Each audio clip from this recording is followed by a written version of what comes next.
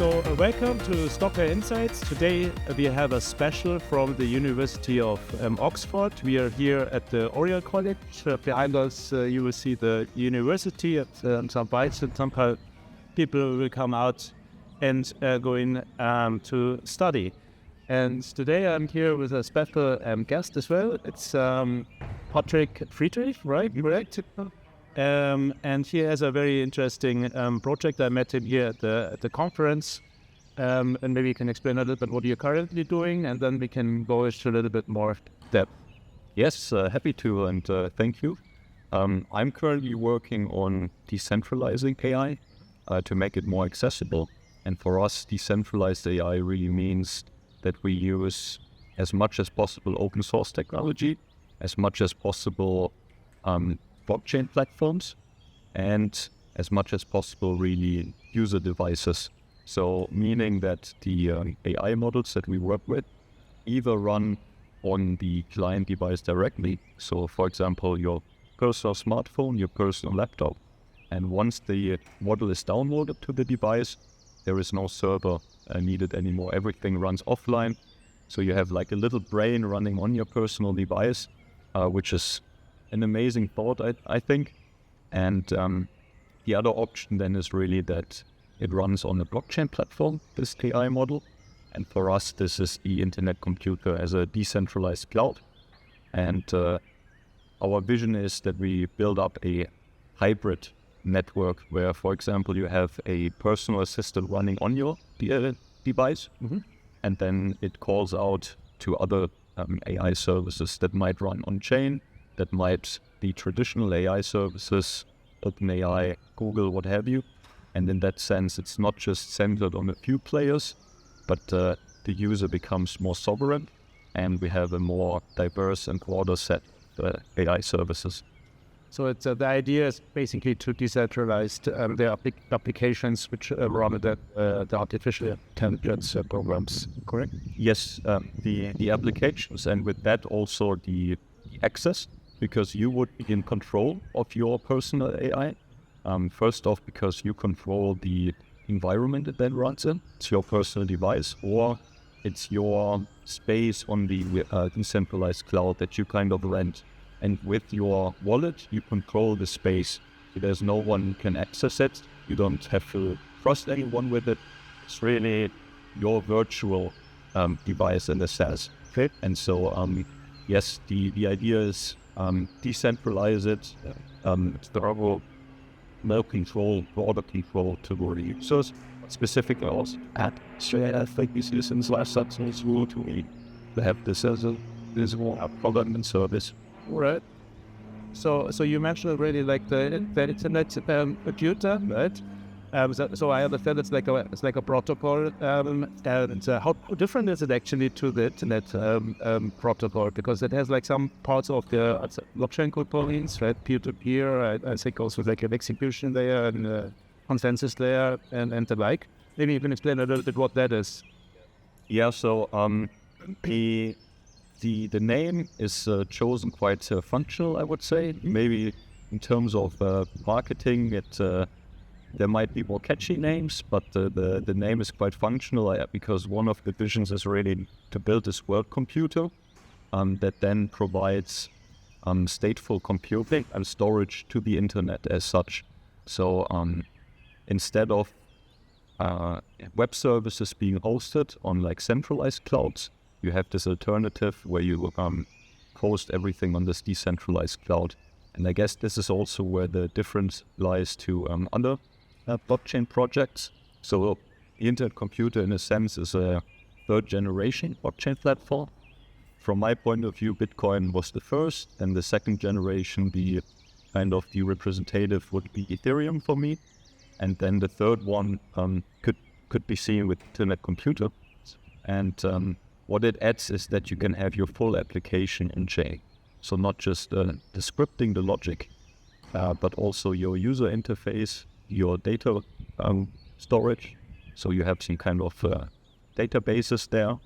And this also enables us then, for example, to run complete AI applications. The user interface is on-chain, the logic, the model really, and also the data it uses can all be stored on-chain and controlled with your personal wallet, for example, or shared wallet. But you require a sort of a token also, like to use the network, right? That's the ICP token so far as I'm aware. But I heard also that you worked on a project or like the CK Bitcoin or CK BTC. My question is like, how does this fit into this internet-computer protocol, right? And maybe like also like especially also for our audience, can I also use different currencies to obtain like the computing power from other participants in the network, other than the ICP token? Yes, so the ICP token is the original one for the internet computer, and then recent developments have really allowed the internet computer to integrate Bitcoin natively. So there is a Bitcoin node running on the internet computer itself, so you don't need any bridges as an additional component in this overall system. And with this integration, it then becomes possible to achieve the same thing that currently bridges do, where you bring one token from one blockchain to another one. And CKBTC is really this. It brings Bitcoin to the internet computer environment, but without this bridge. Instead, it is an integration. And CKBTC then becomes a kind of twin token. Each smart contract, it's called canister on the internet computer, can have its own Bitcoin address through this native integration. You can then send Bitcoin to this address. And once it's confirmed in the Bitcoin network, smart contracts know about it. And the system will then credit you the same amount in CKBTC. You can use the CKBTC however you like, and in the internet computer it becomes like a native token there.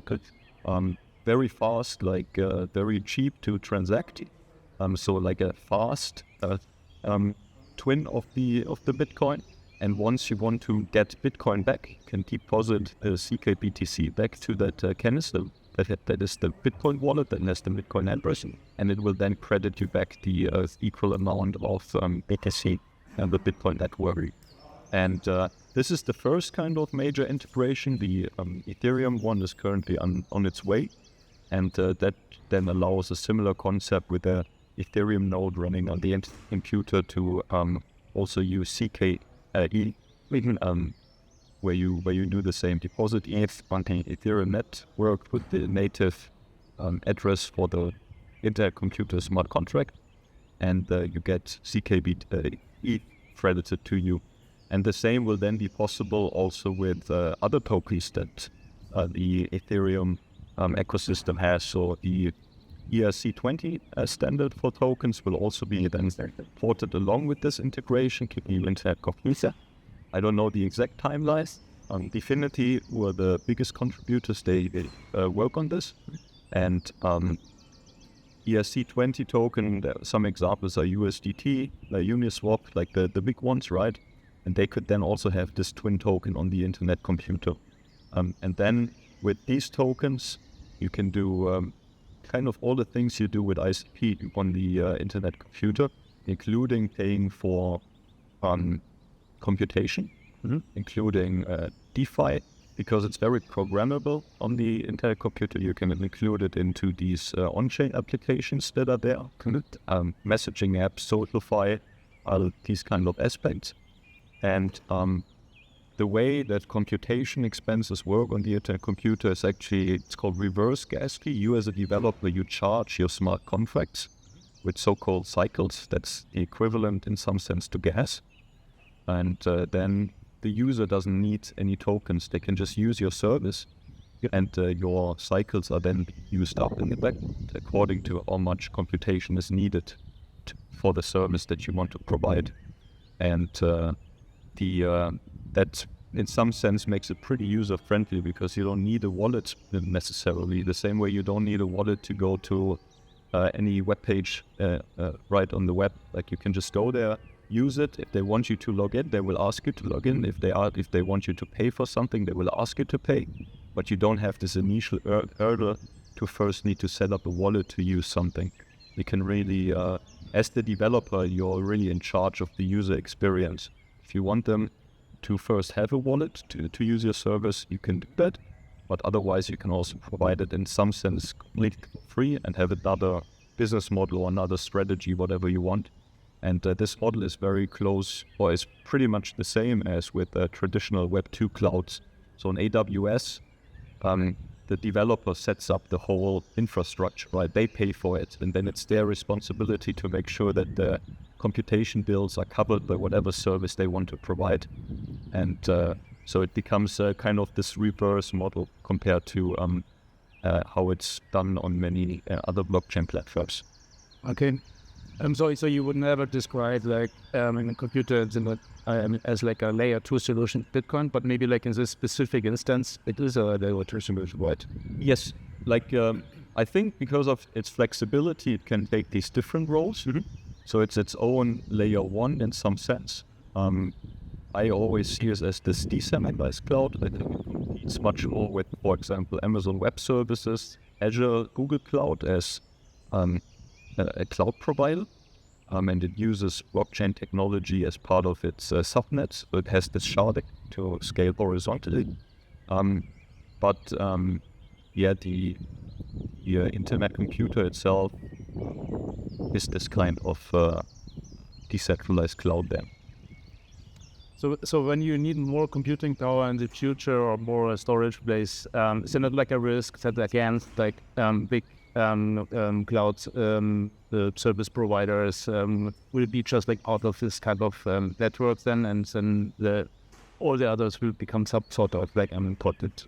Mm-hmm. And then we have like again from a development from a decentralized protocol or like application to centralized one. Yes, so the way this is controlled is basically, it's called the NNS, the Network Nervous System, and that's the DAO so the Decentralized Autonomous Organization that controls the whole Internet Computer Network. Right. So it's been running since Genesis of the Internet Computer, and you can stake your coins there, and then in return you get governance votes on the overall. And there are many different proposals for each update that is, for example, put on the protocol. There is a vote. You can change certain parameters in the system, but one of the proposal types is also really what kind of new nodes are allowed to join the network as infrastructure providers in that sense. And the way it works, like I have not gone through it myself, but a high-level overview is that you have to invest into the hardware, and there is a specific specification of what kind of hardware. So you cannot think of it just like as a laptop. It's really like a small data center, like a little rack. Maybe investment costs around $20,000. So it's a different concept here. It's like a small data center. The idea is to connect these independent data centers to then provide the overall service.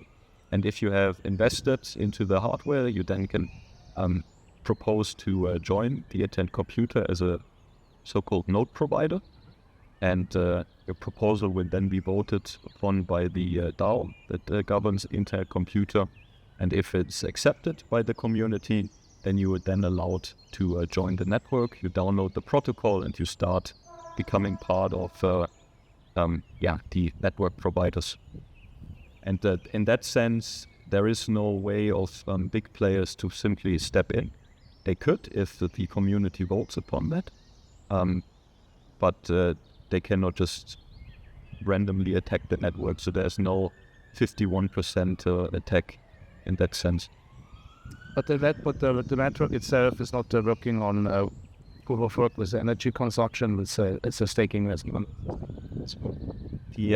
For the governance, yes. Mm-hmm.